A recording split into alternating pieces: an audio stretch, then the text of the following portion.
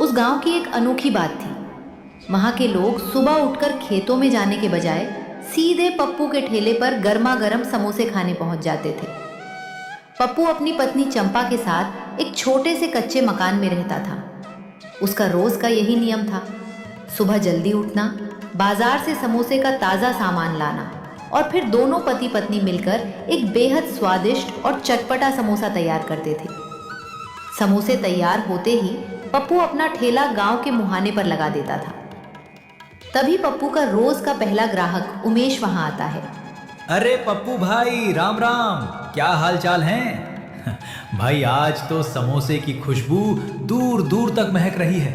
क्या बात है, आज कुछ खास मिलाया है क्या? अरे उमेश भाई, बात अब वैसी नहीं रही। अब इन समोसों को मैं नहीं बल्कि तुम्हारी भाभी छानती हैं। मैं तो बस आलू की पिट्ठी तैयार करके दे देता हूं। अरे तभी मैं कहूं कि आज समोसों में इतना खस्तापन और कुरकुरापन कहां से आ गया। भाभी के हाथ में तो जादू है भाई। चलो चलो, अब ज्यादा मक्खन मत लगाओ। ये बताओ कितने समोसे लगाऊं? अरे पूछना क्या है, जितना रोज खाता हूं उतने आज भी पत्तल में सजा दो। पप्पू ने एक प्लेट लगा दी। उमेश अभी मजे से समोसे खा ही रहा था कि तभी गांव की एक बुजुर्ग काकी पप्पू के ठेले पर आई। उनकी उम्र का तजुर्बा उनके चेहरे पर साफ दिखता था। बेटा पप्पू, कैसे दिए समोसे? अरे काकी, राम राम, बैठिए ना। आपके लिए तो समोसा हमेशा तैयार है। पप्पू ने बिना रेट बताए काकी को एक प्लेट लगा कर दी। काकी ने एक समोसा लिया, उसे लाल तीखी चटनी में डुबोया और जैसे ही पहला निवाला मुंह में रखा, बेटा एक बात बोलूं, गुस्सा तो नहीं करोगे ना? अरे नहीं नहीं माँ जी, भला मैं आपसे क्यों गुस्सा करूंगा? आप तो माँ समान हैं, बेझिझक बोलिए। बेटा समोसे का स्वाद तो लाजवाब है, लेकिन ये जो चटनी तुम दे रहे हो ना, ये समोसे का पूरा तालमेल बिगाड़ रही है। सच सच बताना, ये चटनी तुम खुद बनाते हो या बाजार से लाते हो? वो माँ जी, चटनी तो मैं बाजार से ही तैयार बनी बनाई ले आता हूं। अब कौन सुबह सुबह इतना झंझट पाले। तभी मैं कहूं, बेटा तुम हरिया के बेटे पप्पू ही हो ना? हाँ माँ जी, मैं उन्हीं का बेटा हूं। ठीक है, मैं आज शाम को तुम्हारे घर आऊंगी। तुम्हें और बहू को अपने हाथ की खास देसी चटनी बनाने की पूरी विधि सिखाऊंगी। फिर देखना तुम्हारे समोसों का स्वाद कहां पहुंचता है। अरे काकी, अगर आपकी बताई चटनी से समोसे का स्वाद दोगुना हो गया तो मैं कल से 2 की जगह 4 समोसे खाऊंगा। ठीक है माँ जी, आप शाम को जरूर आइएगा। कल हम आपके बताए ढंग से ही चटनी बनाकर लाएंगे। ठीक है बेटा, अभी मैं चलती हूँ, शाम को घर पर मिलती हूँ। धीरे धीरे दिन ढलने लगा और शाम घिर आई। पप्पू अपना ठेला समेटने की तैयारी कर ही रहा था कि तभी गांव का रसूखदार और घमंडी जमींदार गोलू वहां पहुंचा। आइए जमींदार साहब, राम राम। बताइए क्या सेवा करूं आपकी? सेवा वेवा कुछ नहीं करनी पप्पू, मेरी बात ध्यान से सुन। मेरे पास कुछ पैसे हैं जिन्हें मैं कुछ दिनों के लिए छुपा कर रखना चाहता हूं। तू ये पोटली अपने पास रख ले। ये आप क्या कह रहे हैं जमींदार साहब? आपके पास तो पक्का मकान है, तिजोरी है। आप अपने पैसे मेरे जैसे गरीब के कच्चे घर में क्यों रखवा रहे हैं? मैं ये पैसे नहीं रख सकता। पप्पू ज्यादा दिमाग मत चला, जो कह रहा हूं वो कर। पैसे चुपचाप रख ले, वरना अच्छा नहीं होगा। देखिए जमींदार साहब, मैं सीधा साधा कमाने खाने वाला इंसान हूं। मैं ऐसे किसी हेर फेर के चक्कर में नहीं पड़ूंगा। आप ये पैसे यहां से ले जाइए, मैं नहीं रखूंगा। अच्छा, तो इतनी अकड़ आ गई है तुझमें? इस ना की कीमत तुझे चुकानी पड़ेगी पप्पू, याद रखना। ये अकड़ मैं बहुत जल्द ढीली करूंगा। जो करना है कर लीजिएगा जमींदार साहब, पर मैं गलत काम नहीं करूंगा। जमींदार गुस्से में पैर पटकता हुआ वहां से चला गया। अब पूरी तरह से शाम हो चुकी थी। पप्पू ठेला बंद करने ही वाला था कि तभी शहर के 2 लड़के जो पैंट शर्ट पहने हुए थे, हाफते हुए उसके ठेले पर आए। वे काफी थके हुए लग रहे थे। अरे चाचा, शुक्र है आप मिल रहे। हम बगल वाले गांव के बड़े बाजार में किराए का कमरा लेकर पढ़ाई करते हैं। आज पूरे इलाके में ढूंढ लिया, कहीं खाने का ठेला नहीं मिला। हाँ चाचा, दरअसल आज मेरे इस दोस्त का बर्थडे है, इसलिए हम कुछ अच्छा खाना चाहते थे। बर्थडे? बाबूजी, ये बर्थडे क्या होता है? अरे चाचा, बर्थडे मतलब जन्मदिन, यानी आज ही के दिन ये पैदा हुआ था। अच्छा, जन्मदिन। बहुत बहुत बधाई बाबूजी। बोलिए, मैं आपकी क्या सेवा कर सकता हूँ? चाचा, हमें पूरे 50 समोसे चाहिए। क्या आपके पास इतने समोसे बचे हैं? पप्पू ने बचे हुए सारे समोसे फटाफट पैक कर दिए। लड़कों ने खुशी खुशी पैसे दिए और चले गए।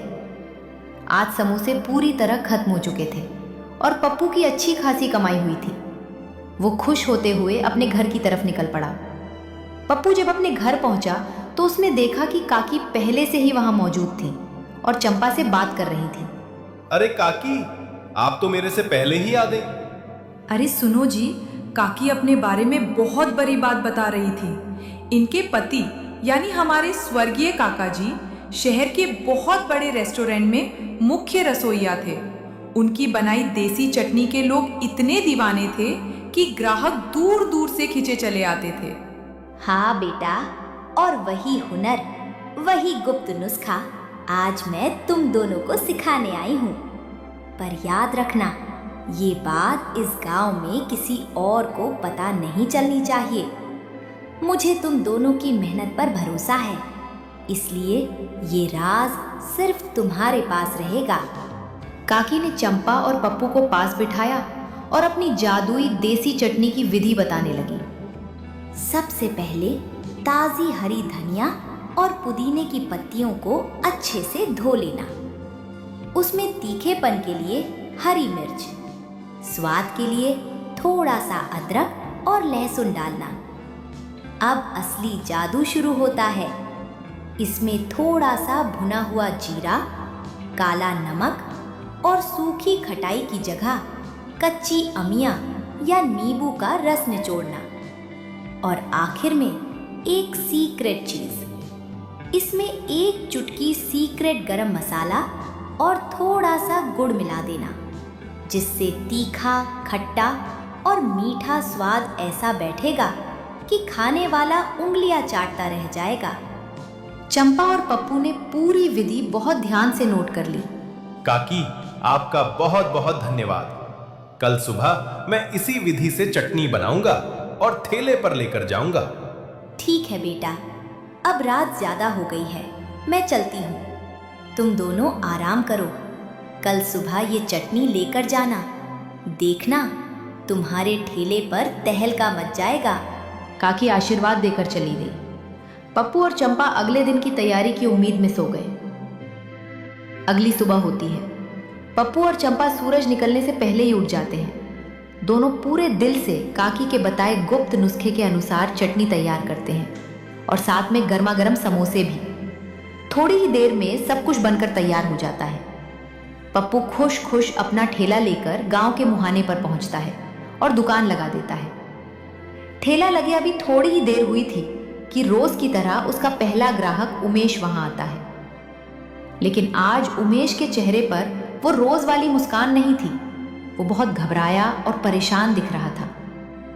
अरे उमेश भाई, क्या हुआ? आज इतने घबराए क्यों? सब खैरियत तो है ना? पप्पू भाई, बहुत अनर्थ हो गया। जो काकी कल तुम्हारे ठेले पर आई थी ना, उनके घर पर जमींदार गोलू अपने गुर्गों के साथ आ धमका है। काकी ने कभी उनसे कुछ पैसे उधार लिए थे और आज जमींदार उनका घर खाली करवा रहा है। काकी को घर से बाहर निकाल दिया गया है भाई। क्या? ऐसा कैसे हो सकता है भाई? काकी तो इतनी भली और बेसहारा है। उमेश भाई, तुम एक काम करो, जरा मेरा ठेला देखना। मैं तुरंत काकी के घर जाता हूं। इतना बोलकर पप्पू बिना एक पल गवाए सीधे काकी के घर की तरफ दौड़ पड़ता है। वहां का नजारा देखकर उसका खून खौल जाता है। जमींदार साहब, तुम ये अच्छा नहीं कर रहे हो। एक बुजुर्ग महिला के साथ ये सब क्या बदतमीजी है? ओए समोसे वाले, ज्यादा जुबान मत चला। इस बुढ़िया ने मुझसे पैसे उधार लिए थे, सीधा सा हिसाब है। मेरे पैसे चुका दे, इसका घर वापस मिल जाएगा, नहीं तो ये घर अब मेरा हुआ। बेटा पप्पू, पैसे मेरे पास थे, पर मैंने अपने पोते पोतियों की पढ़ाई के लिए स्कूल की फीस जमा कर दी। अब मेरे पास तुरंत देने के लिए पैसे नहीं बचे। मैंने इनसे सिर्फ 1 महीने की मोहलत मांगी थी, पर ये आज ही आकर अपनी धौंस दिखा रहे हैं। चुप कर बुढ़िया, यहाँ से निकल। और तू सुन रहे पप्पू, ज्यादा यहाँ बड़ा राजा हरिश्चंद्र मत बन, ज्यादा सहानुभूति मत दिखा। अगर तुझे इस बुढ़िया की इतनी ही फिक्र है तो इसे उठाकर अपने घर ले जा। काकी, आप बिल्कुल मत घबराइए, उठिए और हमारे साथ हमारे घर चलिए। और जमींदार साहब, याद रखना, बहुत जल्द काकी का ये घर पूरे सम्मान के साथ वापस मिलेगा। पप्पू तुरंत काकी का हाथ थामता है और उन्हें लेकर अपने घर आ जाता है। बेटा पप्पू, तुम दोनों मेरे लिए भगवान बनकर आए हो। भगवान तुम दोनों को बहुत तरक्की दे। मेरा ढेर सारा आशीर्वाद है तुम्हें। अरे नहीं काकी, आप हमारी माँ जैसी हैं। कोई बात नहीं, आप आराम से घर पर रहिए। चंपा, मैं चलता हूँ। पप्पू सीधे दौड़ते हुए अपने ठेले पर पहुंचता है और राहत की सांस लेता है। उमेश भाई, सब ठीक है। मैं काकी को सुरक्षित अपने घर छोड़ आया हूँ। अब कोई दिक्कत नहीं होगी। दुकान संभालने के लिए तुम्हारा बहुत बहुत धन्यवाद। चलो, ये तो बहुत अच्छा काम किया तुमने भाई। अच्छा ये बताओ, आज काकी के बताए ढंग वाली चटनी बनाकर लाए हो या नहीं? हाँ भाई, बिल्कुल वैसी ही चटनी बनी है। रुको, अभी प्लेट लगाता हूं। उमेश समोसे को चटनी में अच्छी तरह डुबोकर जैसे ही पहला निवाला मुंह में रखता है, उसकी आंखें फटी की फटी रह जाती हैं। ओहो पप्पू भाई, लाजवाब, बेमिसाल, क्या स्वाद है। खट्टा, मीठा, तीखा, ऐसा स्वाद मैंने आज तक नहीं चखा। मैं 100% गारंटी के साथ कह सकता हूं कि जो भी एक बार इस समोसे और चटनी को खाएगा, वो अगले दिन दौड़ता भागता तुम्हारे ठेले पर वापस आएगा। देखते ही देखते पप्पू के ठेले पर भारी भीड़ जमा हो गई। शाम होते होते सारे समोसे खत्म हो गए। पप्पू बहुत खुश था। वो अपना ठेला बंद करके आज जल्दी ही अपने घर चला गया। पप्पू के जाने के थोड़ी देर बाद वही दोनों शहर के लड़के जो कल आए थे, पढ़ाई खत्म करके दोबारा पप्पू के ठेले वाली जगह पर पहुंचते हैं। लेकिन वहां पहुंचकर वे देखते हैं कि ना तो वहां कोई ठेला है और ना ही समोसे वाला आदमी। दोनों लड़के उदास कदमों से गांव की तरफ निकल पड़ते हैं। रास्ते में उन्हें गांव का एक आदमी मिलता है। वे उससे पप्पू के बारे में पूछते हैं। वो आदमी उन्हें पप्पू के घर का रास्ता समझा देता है। रास्ता पूछते पूछते दोनों लड़के पप्पू के कच्चे मकान के सामने पहुंचते हैं। घर के बाहर सन्नाटा था। दोनों लड़के दरवाजे के पास जाते हैं और बाहर से आवाज लगाते हैं। चाचा जी, ओ समोसे वाले चाचा जी, घर पर हो क्या? जैसे ही पप्पू घर का दरवाजा खोलकर बाहर आता है, वो उन दोनों शहर के लड़कों को देखकर चौंक जाता है, लेकिन फिर मुस्कुराकर उनका स्वागत करता है। अरे बाबूजी, आप दोनों आज दुकान की जगह सीधे मेरे घर।